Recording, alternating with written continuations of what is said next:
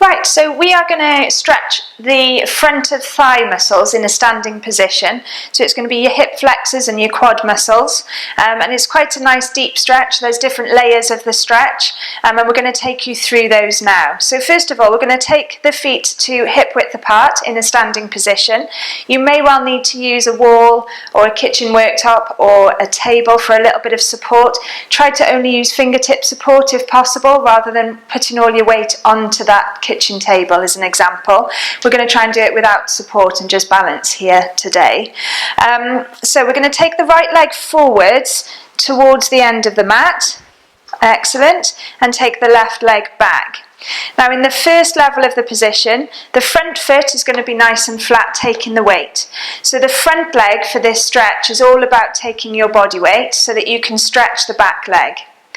Now, with this stretch in level 1, what we're going to do is keep the heel of the back leg down on the floor and the knee fairly straight. We're then going to think about the pelvis. So if we pop our hands onto our hips, you're going to rotate the pelvis, tucking that tailbone in underneath you, and you should then start to feel a slight stretch coming down the front of the thigh. And if we add a layer onto that stretch to deepen the stretch, with this back leg now, we're going to bend the knee and lift the heel, and you'll find this front leg comes down into more of a lunge position. And in that position there, you're going to tuck that tail underneath you. Good. Try to keep the shoulders open. Excellent. And you should feel that stretching nice and deeply through the front of the thigh. And then from this position here, to increase that depth, we're going to release our left hand and reach that left hand up towards the ceiling. And holding that position there, remembering to breathe and focus your vision on something still in front of you to help with your balance. You'd hold that stretch, if you can, for about 30 seconds. It can feel like a long time, and that's why you might need to use a little bit of fingertip support to help with your balance. Once you finish the stretch, you remove that hand and bring it back down, and you swap your legs over to the other side.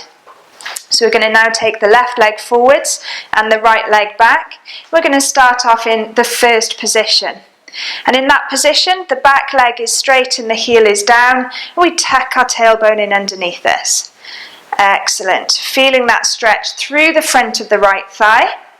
And then to deepen the stretch, take a bit more weight through that front leg, bend the back knee, lift the heel, and tuck the tail in underneath you. Good, excellent. Keep the shoulders forwards there, that's great. Okay, and then to increase the depth of the stretch, the hand on the same side as your back leg you're going to release and reach up towards the ceiling.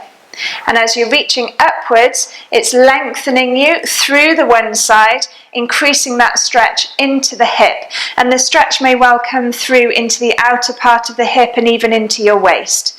Holding that stretch for a good 30 seconds and repeating a few times each side. And let's come back into standing and relaxing there.